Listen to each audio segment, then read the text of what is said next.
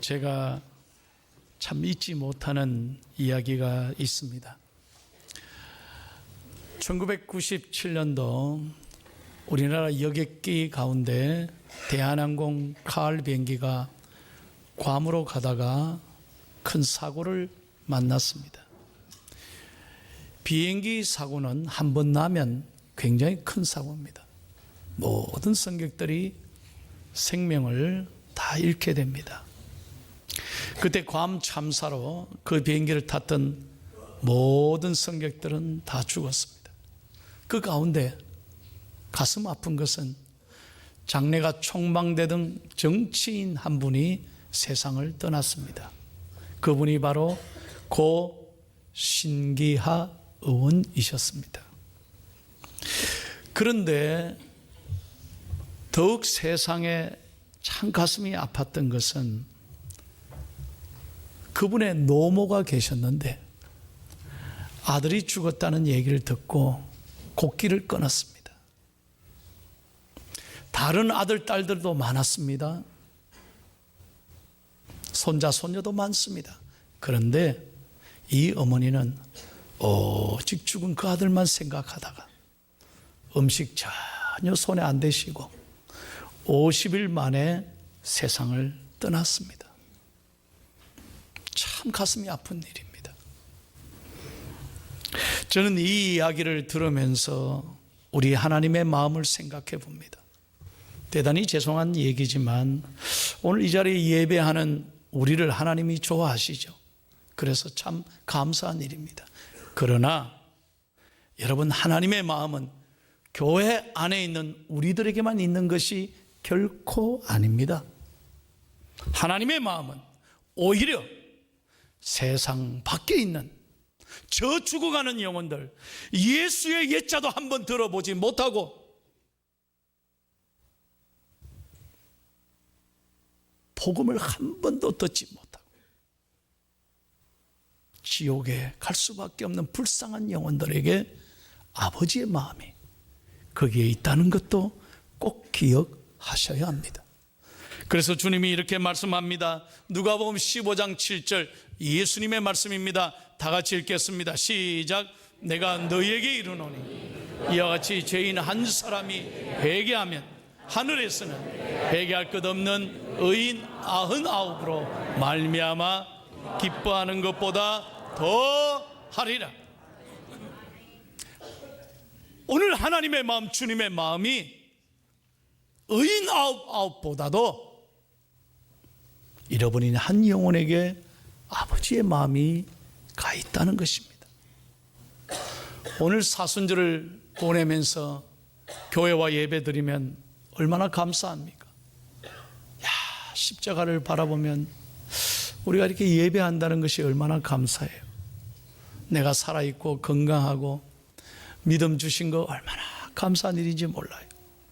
그래서 우리가 하나님 앞에 이런 생각을 합니다. 내가 받은 사랑 감사하면서 좀 하나님께 더 드리면, 헌금 많이 하면 좋아하실까? 아니면 내가 좀 이제 마음 잡고 교회를 위해서 좀 열심히 봉사를 좀 할까? 그러면 좋아하실까? 아니면 내가 정말 찬양을 열심히 부르면 하나님이 좋아하실까? 아니면 내가 말씀 좀 더 읽고 믿음으로 살기로 결단하고 열심히 신앙생활하면 하나님이 좋아하시지 않을까? 아니면 내가 좀 어려운 이웃들에게 나누고 베풀고 구제하면 참 좋아하시지 않겠나? 물론 좋은 말씀이고 하나님이 기뻐하실 것입니다. 그러나 여러분 꼭 기억하셔야 돼요. 하나님이 정말 기뻐하시는 일, 그것은 영혼을 사랑하는 것입니다. 믿으시면 아멘. 교회의 사명이 여기에 있는 것입니다. 교회는 우리끼리 예배하고 우리끼리 친교하고 우리끼리 은혜 받고 사랑하고, 그러면 그 교회는 죽어가는 교회인 것입니다. 교회 사명은 오직 잃어버린 영혼을 구원하고 세계를 향해서 선교하는 것이 교회의 제1의 목적인 줄로 믿습니다. 이걸 잊어버리면 교회는 그때부터 안주하고 타락하고 그때부터 하나님이 축복하시지 않습니다. 오늘 하나님의 마음을 가장 기쁘시게 하는 일이 무엇인가? 깊이 이 사순절에 생각해 보아야 합니다. 그래서 오늘 본문에 보면 이사야 선지자는 장차 오실 예수 그리스도에 관해서 분명하게 말씀하시면서 그 예수님을 본받아 우리들도 이렇게 살아야 한다고 말씀하고 있습니다. 오늘 저는 본문을 묵상하면서 세 가지 중요한 예수님의 모습을 배우게 됩니다. 먼저 1번 다 같이 읽겠습니다. 온유하라. 다시 한번 온유하라. 자, 2절 말씀을 다 같이 읽습니다. 2절 본문 2절입니다. 시작.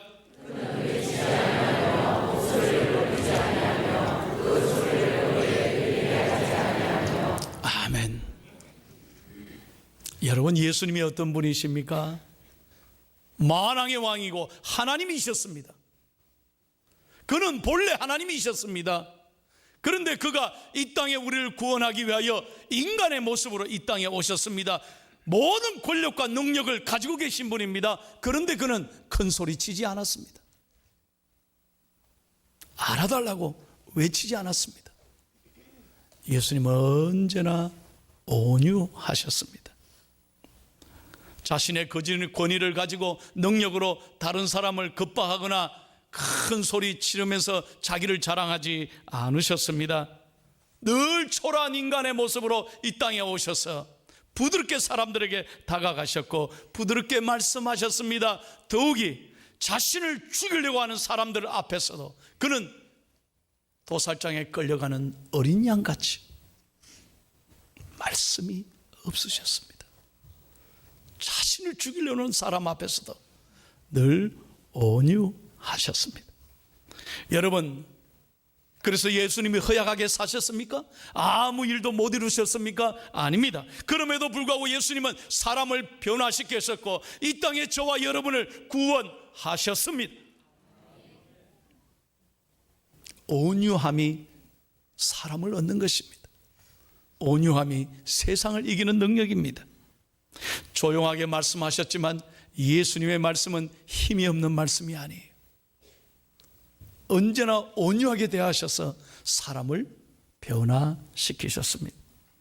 그 온유함 속에 예수님의 능력이 있고 기적이 있습니다. 사랑하는 여러분, 모든 사람들을, 특별히 불신자들을 대할 때 절대로 고함 지르거나 화를 내거나 같이 논쟁하지 마십시오. 저주하지 마십시오. 모든 사람이 하나님이 사랑하는 사람이기에 온유하게 예수님처럼 대할 수 있기를 바랍니다.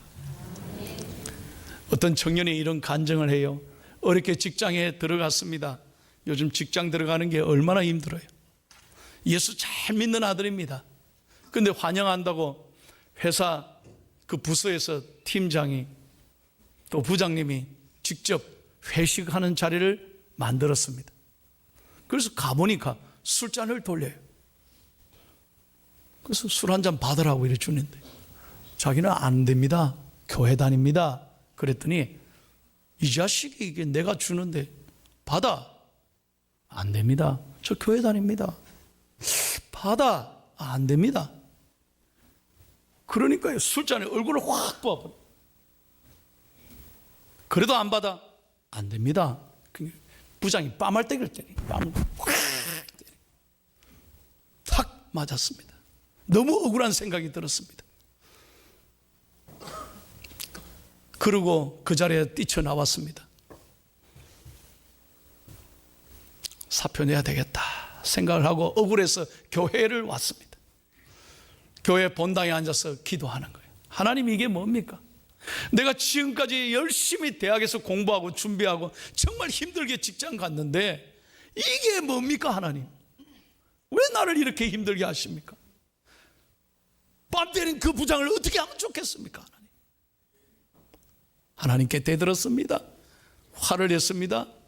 몇 시간 기도하는데 하나님이 조용히 자기에게 이렇게 말씀하더래요. 사랑하는 아들아, 나는 널 위해 십자가에 매달려 죽었는데, 내 생명까지 내어 죽었는데 너 뺨한 대가 그렇게 억울하더냐? 아무도 아멘을 안 하셔. 너 뺨한 대 맞고 그래 억울하더냐? 이야, 이 아들이 그 순간에 울면서 회개했답니다. 하나님 죄송합니다. 그리고 그 다음날 일찍 일어나서 회사 가서 뺨 때린 부장에 찾아가서 부장님 죄송합니다. 죄송합니다. 사랑합니다. 이게 그리스도인의 능력입니다. 그랬더니 얼마 안 지나서 부장이 자기에게 미안하더라 그러더래요. 그러더니 하는 말, 너는 진짜 예수 믿는 사람이다.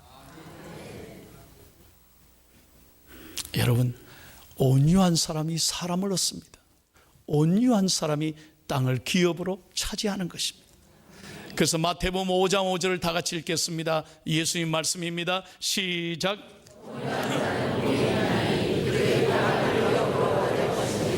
아멘. 믿으시면 아멘 하십시다. 온유한 자가 땅을 기업으로 받습니다. 여러분, 모든 사람에게, 특별히 나에게 힘들게 하는 사람들에게까지 온유함으로 대하시기를 축복합니다. 두 번째입니다. 예수님의 모습입니다. 예수님은 언제나 불쌍히 여기셨습니다. 따라 하십시다. 불쌍히 여겨라. 다시 한번 불쌍히 여겨라. 3절을 한번 다 같이 읽겠습니다. 3절 말씀 시작.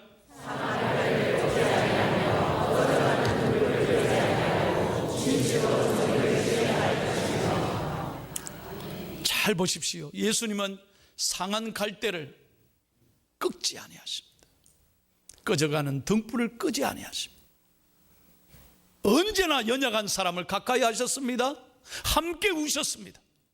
그들의 아픔에 진실로 동참하셨습니다. 여러분, 성경에 불쌍히 여긴다, 민망히 여긴다, 영어로 하면 compassionate, 이 말은 무슨 말이냐면 저 사람 참 불쌍해, 말로만 하는 것 아닙니다.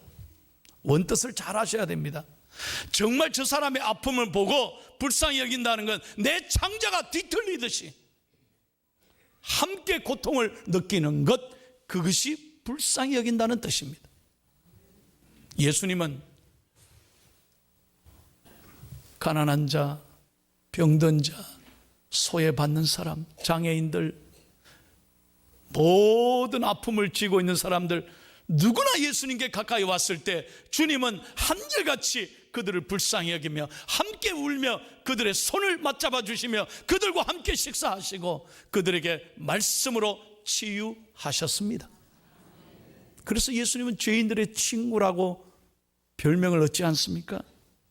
그랬기 때문에 언제나 주님 곁에는 많은 소외받은 사람이 있었고 그들은 예수님으로 말미암아 위로 얻고 세임을 얻고 기적을 얻었습니다. 사랑하는 여러분, 우리 교인들이 말을 얼마나 잘합니까? 그런데 말은 잘하는데 그 속에 진실과 행함의 사랑이 없습니다. 그러니까 세상 사람들이 예수 믿는 사람에게 상처받는 것입니다. 그래서 나는 저 사람 때문에 교회 안 나간다.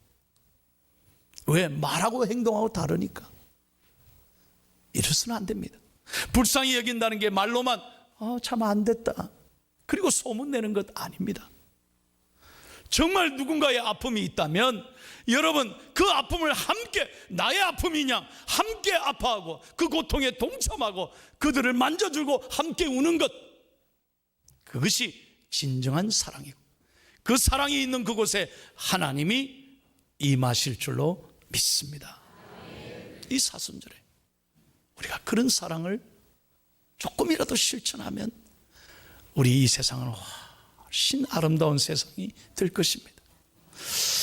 제가 요즘에 참 중국 사람들 때문에 가슴이 아픕니다마는, 그러나 2006년도 3월 20일 정확한 날짜입니다. 그때 전 세계 중국 사람들이 감동을 주는 한 사건이 있었습니다. 창춘에 신웨라고 하는 8살짜리 소녀가 있었습니다. 이 아이가 골수암으로 죽어가는 거예요. 8살짜리 아이입니다. 근데 죽어가면서 마지막 소원이 뭐였냐면 베이징에 가서, 북경에 가서 국기 개양식 하는 멋진 장면을 한번 마지막 보고 죽는 게 소원이었답니다. 그래서 이 소식이 창춘 시내에 알려졌습니다. 그런데 의사는 절대 못 가게 말립니다. 이 창춘에서 베이징까지 958km래. 서울, 부산 왕복하고도 더 먼 거예요. 그러니 가면 죽는다, 절대로 위험하다니, 가서는 안 된다니 여행을 만류하니 방법이 없었습니다. 그래서 어떻게 했는지 아십니까? 창춘의 한 대학교 운동장에다가 시민들이 자원해서 수천 명이 동원해가지고, 여러분, 그 대학을 베이징 천안문으로 바꾸어버렸어요. 중국 사람들 대단합니다. 모든 사람들이 다 동원돼가지고 마치 베이징의 국기 개양식과 똑같이 만들어버렸어요. 그래서 아이를 데리고 와서 여기가 베이징이라고 보라고 이래요. 그 아이에게, 한 아이에게 감동을 주기 위해서, 그 마지막 소원을 이루기 위해서 모든 시민들이 동참했습니다. 그래서 제목이 뭐였는지 아세요? 13억 인구를 울린 아름다운 거짓말이었습니다.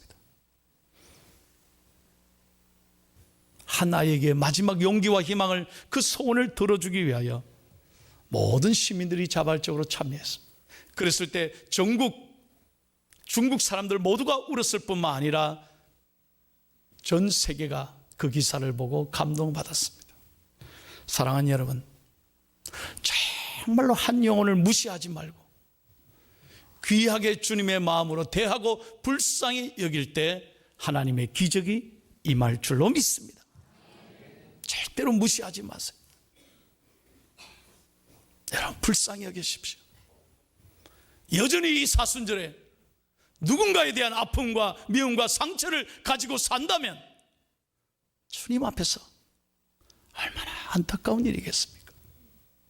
여러분, 예수 그리스도의 이름으로 불쌍히 여기고 오히려 그를 위하여 기도하는 저와 여러분이 되기를 축복합니다. 에베소서 4장 32절 하나님의 말씀입니다. 시작.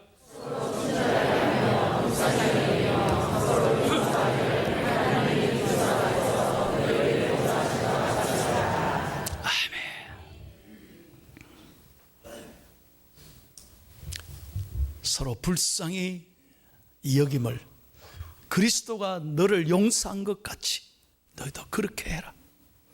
여러분, 내 눈으로 보면 저 사람 용서 안 됩니다.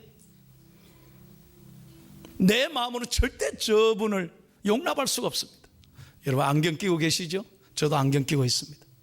이게 제 안경이 아니라 예수님의 안경으로 끼고 한번 보십시오. 그러면 저 사람도 하나님이 사랑하시는 사람, 저 사람을 위해서도 예수님이 죽으셨어요. 예수님의 안경을 끼고 보면 달라 보입니다. 예수님의 마음으로 그분을 대하십시오. 예수님의 귀로 그 사람의 얘기를 경청해 보십시오. 그러면 달라질 겁니다. 그것이 하나님이 우리에게 원하는 것입니다. 저는 이번 주간 설교를 준비하면서 우리가 정말 신앙생활을 한다면서, 아니 교회를 몇십 년 다녔다면서, 소위 말해서 목사, 장로님, 권사님, 안수집사님, 집사 직분을 가지고 있다면서 정말 주님의 마음으로 사람을 대하고 있는가? 주님의 귀로 우리는 그 사람의 얘기를 듣고 있는가? 주님의 마음으로 그 사람을 가까이 하는가? 생각해 봐야 돼. 그래야 우리의 마음이 하나님의 나라가 될 줄로 믿습니다. 예수님은 결코 포기가 없으십니다. 여러분, 그러므로 여러분이 기도하는 그 사람을 위해서 절대로 포기하시면 안 돼요. 여러분 가족 가운데 교회 다닌다고 무시하는 가족들이 있을 수 있습니다. 오히려 핍박하고 오히려 우리를 향해서 저주하는 사람이 있습니다. 교회는 무슨 교회냐고 야단치는 분이 있습니다. 제가 요즘 대신방 하잖아요. 꼭 남편, 아내, 부모님, 자녀들 신앙에 대해서 제가 여쭤봅니다. 그러면 목사님 죄송해요, 아직 안 나와요. 어떤 분은요, 교회 앞까지는 데려다 주는데 이 마당에서 내려주고 그냥 돌아간다는 거예요. 맞습니다. 교회 마당에서 교회까지 들어오는데 몇십 년 걸리는 분도 있습니다. 그러나 절대로 포기해서는 안 됩니다. 왜? 눈물로 씨를 뿌리는 자는 반드시 하나님이 기쁨으로 단을 거두어 주실 줄로 믿습니다.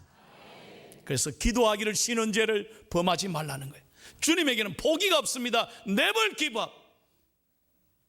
여러분, 우리 하나님을 이렇게 표현한 분이 있습니다. 시속 3km의 하나님. 시속 3km. 그게 무슨 속도입니까? 그게 무슨 말이냐면 이스라엘 백성들을 출애굽하실 때 보십시오. 광야 40년을 걸어가실 때 수백만 명이었습니다. 애들, 노약자, 할아버지, 할머니, 무거운 짐. 그때 무슨 교통수단이 있었습니까? 그 험한 황량한 사막을 수백만이 짐을 들고 걸어갈 때 그 이스라엘 백성들이 얼마나 그 걸음이 힘들었겠습니까? 걸음걸음 옮겨놓는 게 얼마나 어려웠겠습니까? 그런데 하나님은 보채지 않았습니다. 속도가 없으신 분이십니까? 능력이 없으십니까? 그 천천히 걸어가시는 백성들과 함께 주님은 그 속에서 40년을 함께 시속 3km로 걸어가셨다. 시속 3km의 하나님. 일리가 있는 얘기입니다. 40년이 걸렸지만 하나님은 포기하지 않으셨습니다. 언제나 하나님의 마음은 그 이스라엘 백성과 함께 하셨습니다. 그러므로 저와 여러분도 절대로 never give up. 포기해서는 안 된다는 것입니다. 지금은 무시하고 교회 다니는 데서 반항하고 거부하지만 하나님이 만져주시면 언젠가는 하나님의 품으로 돌아오게 될 줄로 믿습니다. 어떤 선생님이 칠판에 아이들에게 가르치면서 이렇게 해요. 에디슨이라고 씁니다. 여러분 이 사람 알죠? 예, 알아요. 에디슨 발명왕이잖아요. 맞아요. 자, 에디슨이 발명왕이 되기 전까지 실패를 했을까요? 안 했을까요? 선생님 그걸 말이라 해요. 실패 많이 했죠. 맞습니다. 실패 많이 해서 발명왕이 됐습니다. 그 다음에 라이트라고 썼어요. 여러분 라이트 형제 알죠? 알아요. 비행기를 만든 사람이에요. 실패한 적이 없었을까요? 많았죠. 비행기 처음부터 만드나요? 실패를 많이 했을 겁니다. 그 다음에 칠판에다가 맥키스트라고 썼어요. 여러분 이 사람 아세요? 맥키스트가 누구야? 모르는데요. 선생님 알아요? 나도 몰라요. 왜? 이 사람은 포기한 사람이니까. 여러분 역사에 인생에 포기한 사람은 아무도 기억하지 않는다는 거예요. 아이들한테 중요한 얘기였어요. 실패와 아픔이 있지만 포기하지 않고 믿음으로 걸어간 사람을 역사는 기억하시는 거예요. 하나님도 마찬가지. 포기하고 기도해도 안 되겠다. 아니에요. 끝까지 인내하고 기도하는 사람에게 하나님은 반드시 기적을 베풀어 주실 줄로 믿습니다. 그런 다음에 선생님이 그걸 다 지우고 칠판에다 이렇게 썼어요. 내일 종말이 온다면 오늘 여러분들은 무엇을 하시겠습니까? 그렇게 썼어요. 아이들 가운데 손 들고 자기 생각을 얘기해요. 그러면 부모님께 사랑한다고 저는 전화하겠어요. 좋아요. 어떤 아이가 또 손 들었습니다. 자기 동생에게 떡볶이를 사준다고 약속했는데 나는 꼭 사주겠다고, 지키겠다고. 아주 좋은 생각이에요. 어떤 아이는 또 손듭니다.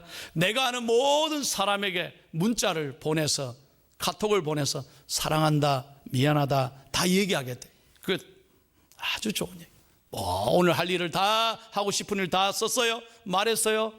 근데 마지막 한 아이가 너는 왜 말 안 하냐고 했더니 쭈삣쭈삣 하더니 이런 말을 해요. 선생님, 아빠가 이혼하고 저를 버리고 갔어요. 그런데 그 아빠에게 찾아가서 제가 사랑한다고, 용서한다고 말하고 싶어요. 고맙다. 아이들이 갑자기 그 얘기에 충격을 받고 모두 고개를 끄덕끄덕 했습니다. 그런 다음에 선생님이 딱 지우고 칠판에 마지막, 여러분 오늘 할 일 다 말했죠? 내일이 종말이 온다면 뭘 하겠다는 거 다 얘기했어요. 선생님이 칠판에 이제부터 마지막 한마디 쓸 테니까 꼭 이거 실천하세요. 그러면서 쓴 말, just do it now. 지금 실천하십시오. 여러분, 오늘 야, 목사님 설교 괜찮네, 그거 뭐 다음에 그렇게 살아야지 하고 끝나고 나가면 귀만 즐거운 거예요. 하나님이 그걸 원하지 않아요. 여러분들이 정말 오늘 하나님 말씀 들었다면 now, do it now. 지금 하라는 거죠. 지금 실천해요. 여러분이 만나는 가까운 사람에게부터 여러분 오늘 예수님처럼 작은 예수가 돼서 여러분 용서하시고, 여러분 온유하게 대하시고, 여러분 친절하고 불쌍히 여기고 포기하지 말고 기도하는 놀라운 작은 예수, 사랑을 나누는 아름다운 하나님의 사람들이 다 될 수 있기를 예수 그리스도 이름으로 축복합니다.